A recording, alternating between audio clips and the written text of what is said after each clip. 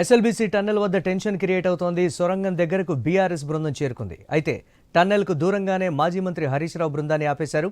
కొందరినే పంపుతామంటున్నారు పోలీసులు. ముందు జాగ్రత్తగా సొరంగం దగ్గరకు పోలీసులు కూడా పెద్ద సంఖ్యలో చేరుకున్నారు. టన్నెల్లో చిక్కుకున్న కార్మికులపై ప్రభుత్వం కీలక ప్రకటన చేస్తుందని ప్రచారం నడుస్తోంది.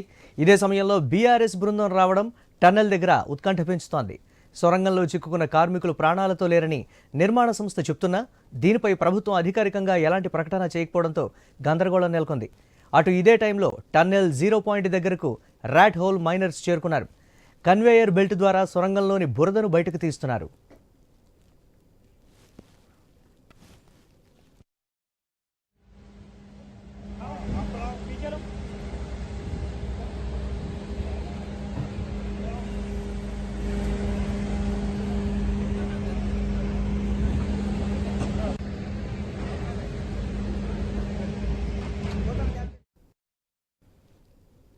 ఎస్ఎల్బీసీ టన్నెల్ వద్దకు బీఆర్ఎస్ బృందం చేరుకోవడంతో ఉత్కంఠ రేపుతోంది. అక్కడ టెన్షన్ క్రియేట్ అవుతుంది. ప్రస్తుతం అక్కడ పరిస్థితిని మా కరెస్పాండెంట్ ఏవై స్వామి లైవ్ ద్వారా అందిస్తారు.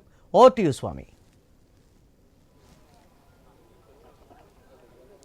మురళి, ఎస్ఎల్బీసీ టన్నెల వద్ద ఉన్న ప్రమాద స్థలాన్ని పరిశీలించడం కోసం బీఆర్ఎస్ పార్టీ నేతల బృందం అంతా కూడా హైదరాబాద్ నుంచి బయలుదేరి వచ్చింది. ఈ బృందానికి మాజీ ఇరిగేషన్ శాఖ మంత్రి హరీష్ రావు నేతృత్వం వహిస్తున్నారు. ఆయన నేతృత్వంలో మాజీ మంత్రి శ్రీనివాస్ గౌడ్, అదేవిధంగా గాలి హర్షవర్ధన్ రెడ్డి, మరోవైపు మరి జనార్దన్ రెడ్డి, ఇటు మిగతా ఉమ్మడి మహబూబ్నగర్ జిల్లా, ఉమ్మడి నల్గొండ జిల్లాకు సంబంధించిన నేతలంతా కూడా ఆయనతో కలిసి వస్తున్నారు. వారంతా కూడా దాదాపు ఇక్కడికి ఎస్ఎల్బీసీ టన్నెల్కు మెయిన్ రోడ్కి వచ్చేటువంటి అప్రోచ్ వరకు చేరుకున్నట్టు తెలుస్తుంది. మరి కాసేపట్లో వారు ఇక్కడికి చేరుకుంటారు.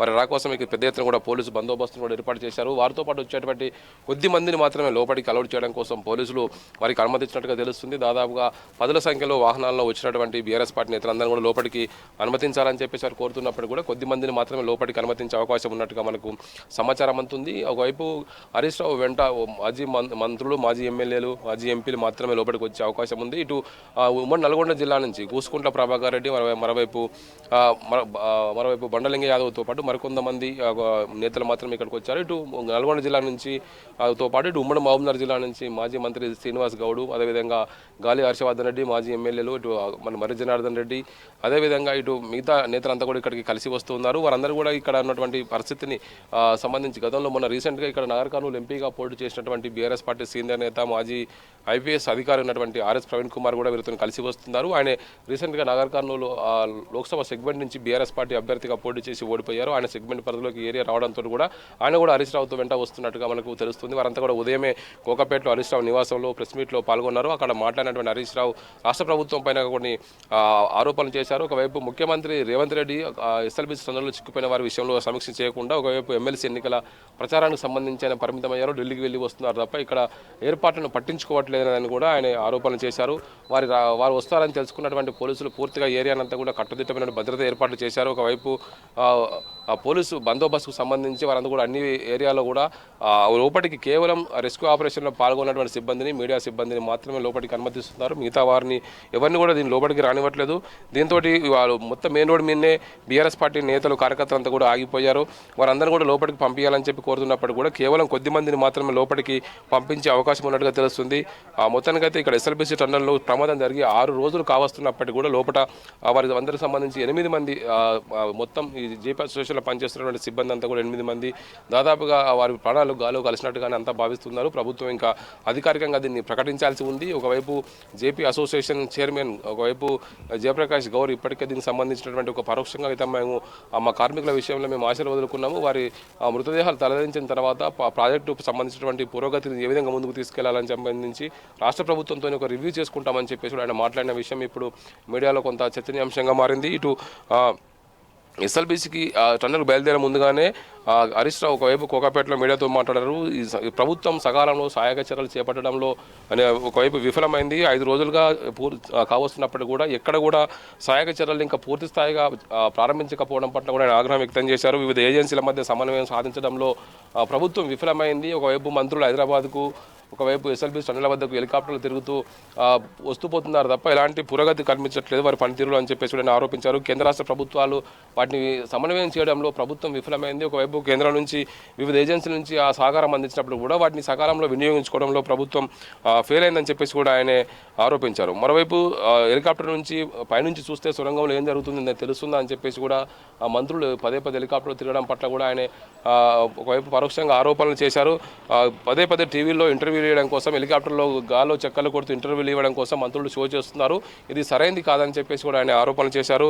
వారి ప్రాణాలు కాపాడడానికి ప్రతి అవకాశాన్ని ప్రతి నిమిషాన్ని ఒక్కొక్క క్షణాన్ని కూడా వినియోగించుకొని ప్రభుత్వం చర్యలు చేపట్టి ఉంటే కనుక ఇప్పటికీ పరిస్థితి వేరే రకంగా ఉండేదని చెప్పేసి కూడా ఆయన ఆరోపణలు చేశారు. మొత్తానికైతే ఇంత తొందరగా చర్యలు చేపట్టి ఉంటే అంత తొందరగా ప్రాణాలు కాపాడాల్సి ఉండేవారని చెప్పేసి లోపల ఆహారం త్రాగునీరు ఆక్సిజన్ అందించలేకపోవడం లాంటి పరిస్థితులు తలెత్తడంతో కూడా వారి ప్రాణాలకు ముప్పు ఏర్పడే అవకాశం ఉందని చెప్పేసి కూడా హరీష్ రావు ఆందోళన వ్యక్తం చేశారు. ఈరోజు హరీష్ రావు గతంలో ఇరిగేషన్ శాఖ మంత్రిగా పనిచేశారు. ఇక్కడ దాదాపుగా ఈ ఎస్ఎల్బీసీ టన్నెల్కు సంబంధించి గతంలోనే దాదాపుగా 12 కిలోమీటర్ల మేర బీఆర్ఎస్ ప్రభుత్వ హయాంలో ఒకవైపు పనులు కొనసాగించారు. ఆ తర్వాత పెద్ద ఎత్తున కూడా ఊటనీరు రావడంతో మా పనులు ఆగిపోయాయి. టన్నెల్ బోరింగ్ మిషన్ కూడా కొంత ఖరాబ్ అయ్యి ఆ తర్వాత పనులు ముందుకు సాగని కారణంగానే బీఆర్ఎస్ ప్రభుత్వ హయాంలో పనులు చేయలేకపోయామనేది కూడా ఒకవైపు హరీష్ రావు పదే చెప్తూ వస్తున్నారు.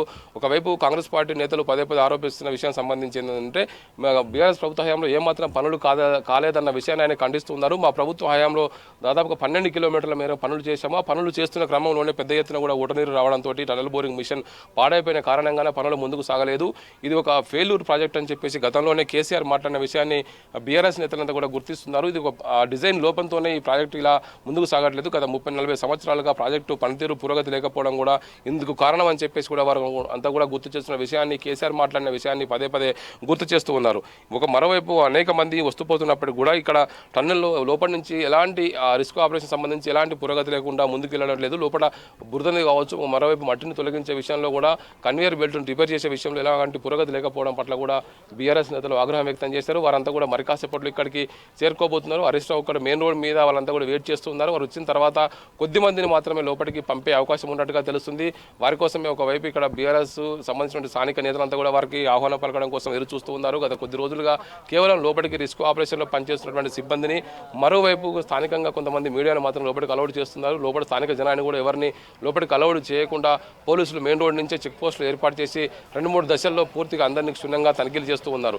ఇప్పుడు హరీష్ రావుతో పాటు మిగతా వచ్చే నేతలందరూ కూడా కొద్ది మందిని మాత్రమే లోపలికి అలౌడ్ చేసే అవకాశం ఉన్నట్టుగా తెలుస్తుంది. వారు వచ్చే విషయం సంబంధించి 3 చోట్ల పోలీసులు చెక్ పోస్టులు ఏర్పాటు చేశారు. ఒకటి మెయిన్ రోడ్ మీద, ఒకవైపు ఆ మెయిన్ రోడ్ మీద ఒక చెక్ పోస్ట్ ఏర్పాటు చేశారు. అక్కడికి వచ్చేటువంటి వారిలో కొద్ది మందిని ఎవరెవరినైతే లోపలికి పర్మిషన్ తీసుకున్నారో వారిని మాత్రమే పంపించే అవకాశం ఉంది. ఆ తర్వాత మరొక ఏదైతే సిమెంట్ సెగ్మెంట్స్ ఏర్పాటు చేసినటువంటి కాలమ్స్ వద్ద మరొక పోలీసు చెక్ పోస్ట్ చేశారు. ఇక్కడ మనం చూస్తున్నటువంటి ఈ చెక్ పోస్ట్ వద్ద కూడా పోలీసులు పెద్ద ఎత్తున మోహరించుకున్నారు. ఆ తర్వాత కిందికి ఎస్ఎల్బీసీ టన్నెల్ వద్దకు వెళ్ళడం కోసం మరో వెహికల్ అన్నిటి కూడా క్షుణ్ణంగా తనిఖీ చేయడం కోసం మరో చెక్ పోస్ట్ ఉండే. మొత్తం 3-4 చెక్ పోస్టులను దాటి వాళ్ళంతా ముందుకు వెళ్లాల్సి ఉంటుంది. దీనికి సంబంధించి అన్ని రకాలుగా ఉదయం నుంచే ఐజీ డిఐజీలంతా కూడా ఇక్కడికి వచ్చి భద్రతనంతా కూడా పర్యవేక్షించి వెళ్లారు. మరోవైపు ఇక్కడ రాష్ట్ర మంత్రి ఉత్తమ్ కుమార్ రెడ్డి ఉదయమే ఇక్కడ వచ్చి అధికారులతో సమీక్షలు నిర్వహిస్తూ ఉన్నారు. మరోవైపు ఆయనతో పాటు హైదరాబాద్ నుంచి కొంతమంది మీడియా సిబ్బంది కూడా తీసుకువచ్చారు. వారు వివిధ మాధ్యమాలకు సంబంధించి ఇంటర్వ్యూలు ఇస్తున్నారు.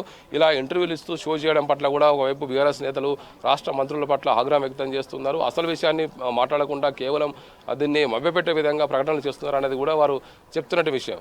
మొత్తానికైతే లోపల చిక్కుకుపోయినటువంటి 2 ఇంజనీర్లు, దాదాపుగా 6 మంది సిబ్బంది విషయంలో వారిని కాపాడడం విషయంలో ప్రభుత్వం పూర్తిగా విఫలమైంది. మొదటి నిమిషం నుంచి కూడా సకాలంలో స్పందించి ఉంటే కొద్ది మందిని మనం కాపాడే అవకాశం ఉండేదనేది కూడా బీఆర్ఎస్ నేతలు చెప్తున్నట్టు విషయం. ప్రభుత్వ యంత్రాంగం అంతా కూడా విఫలమైందని చెప్పేసి వారు ఆరోపిస్తూ చేస్తుంటే మరోవైపు ఇటు బీఆర్ఎస్కు సంబంధించినటువంటి ఆరోపణలపైన ఇటు కాంగ్రెస్ పార్టీ కూడా ఒకవైపు ఎదురుదాడి చేస్తుంది. ఇది ఆరోపణలు చేయాల్సిన సమయం కాదు. అందరూ ఒకవైపు వారు రిస్క్ ఆపరేషన్లో పాల్గొని వారిని కాపాడడం కోసం ప్రయత్నం చేయాలి. గతంలో ఒకవైపు కాళేశ్వరంలో కావచ్చు, మరోవైపు ఇటు తెలంగాణ జెన్కో కార్యాలయం జరిగినటువంటి అగ్ని ప్రమాదం కావచ్చు, వివిధ సందర్భాల్లో అనేక రకాల ప్రమాదాలని ఆ సందర్భంలో మేము ఏమైనా రాజకీయం చేశామా అని చెప్పేసి కూడా కాంగ్రెస్ నేతలు బీఆర్ఎస్కు కౌంటర్ అటాక్ చేస్తున్నారు. మొత్తానికైతే ఇది రాజకీయాలు చేయకుండా అందరం కలిసి వారి కోసం సహాయ సహకారాల మన నిమగ్నం కోసం సహకరించాలని చెప్పేసి కాంగ్రెస్ నేతలు కోరుతున్నప్పటికీ కూడా ఇది కాంగ్రెస్ ఫెయిల్యూర్గానే, ఒకవైపు ప్రభుత్వ ఫెయిల్యూర్గానే బీఆర్ఎస్ పార్టీ ఇప్పుడు ఎదురుదాడి చేస్తున్నట్టుగా మనకు స్పష్టంగా అర్థమవుతున్నది. మురళి, రెస్క్యూ ఆపరేషన్కి సంబంధించి ప్రభుత్వం ఏం చెప్తుంది అంటే దానికి సంబంధించి ఆ సంస్థలో ఇప్పటికే అది ఫెయిల్యూర్ అన్నట్టుగా కూడా చెప్తున్నారు. వాళ్ళ లోపల ప్రాణాలతో ఉండేటువంటి అవకాశం లేదని చెప్తున్నారు. కానీ ప్రభుత్వం నుంచి ఇప్పటికీ కూడా అధికారిక సమాచారం రాకపోవడం, ఇంకా మేము ప్రయత్నిస్తున్నామని చెప్తూ ఉండటం, మభ్యపెట్టేటువంటి ప్రయత్నం చేస్తున్నారని ప్రతిపక్షాలు కూడా ఆరోపిస్తున్నటువంటి పరిస్థితి.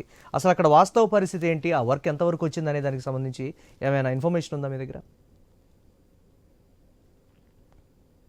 అంటే మురళి ప్రధానంగా ఈరోజు ఉదయం నుంచి కూడా 6వ రోజు దాదాపుగా 120 గంటలుగా ఏదైతే రిస్క్ ఆపరేషన్ కొనసాగుతుంది. అన్ని రకాల ఏజెన్సీలలో కూడా నిమగ్నమై పనిచేస్తున్నాయి. ఈరోజు ఒకవైపు ప్లాస్మా కటింగ్ యంత్రాలు తీసుకొచ్చి టన్నెల్ బోరింగ్ మిషన్ కట్ చేసి లోపలికి వెళ్ళడం కోసం ప్రయత్నం అయితే చేస్తూ ఉన్నారు.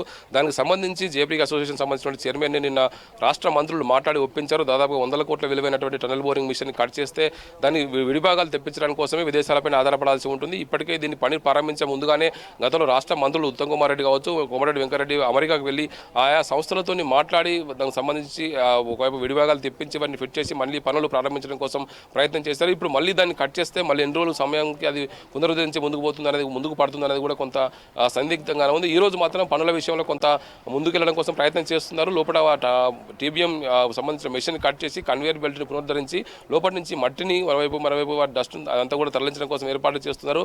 లోపల దాదాపుగా పెద్ద ఎత్తున కూడా ఊట నీరు పెద్ద ఎత్తున నిమిషానికి 5,000 లీటర్లకు పైగా ఉబ్బికి వస్తుంది.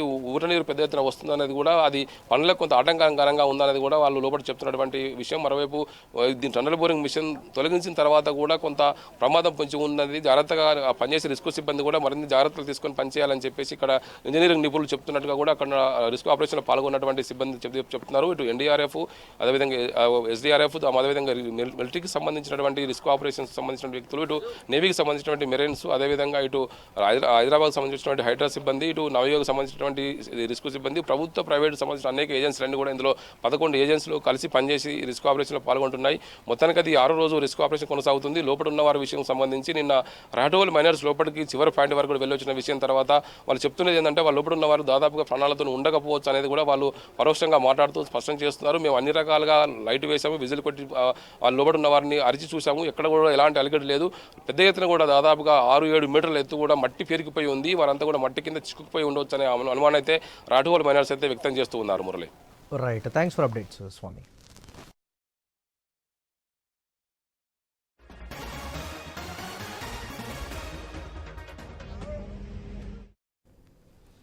ఎస్ఎల్బీసీ టన్నెల్ దగ్గర టెన్షన్ క్రియేట్ అవుతోంది. సొరంగం దగ్గరకు బీఆర్ఎస్ బృందం చేరుకుంది. అయితే టన్నెల్కు దూరంగా దోమలపెంట చెక్పోస్టు దగ్గర మాజీ మంత్రి హరీష్ రావు బృందాన్ని ఆపేశారు. 3 వాహనాలనే టన్నెల్ దగ్గరకు అనుమతించారు. ముందు జాగ్రత్తగా సొరంగం దగ్గరకు పోలీసులు కూడా పెద్ద సంఖ్యలో చేరుకున్నారు. టన్నెల్లో చిక్కుకున్న కార్మికులపై ప్రభుత్వం కీలక ప్రకటన చేస్తుందని ప్రచారం నడుస్తోంది. ఇదే సమయంలో బీఆర్ఎస్ బృందం రావడం టన్నెల్ దగ్గర ఉత్కంఠ పెంచుతోంది. సొరంగంలో చిక్కుకున్న కార్మికులు ప్రాణాలతో లేరని నిర్మాణ సంస్థ చెప్తున్నా దీనిపై ప్రభుత్వం అధికారికంగా ఎలాంటి ప్రకటన చేయకపోవడంతో గందరగోళం నెలకొంది. అటు ఇదే టైంలో టన్నెల్ 0 పాయింట్ దగ్గరకు రాట్ హోల్ మైనర్స్ చేరుకున్నారు. కన్వేయర్ బెల్ట్ ద్వారా సొరంగంలోని బురదను బయటకు తీస్తున్నారు.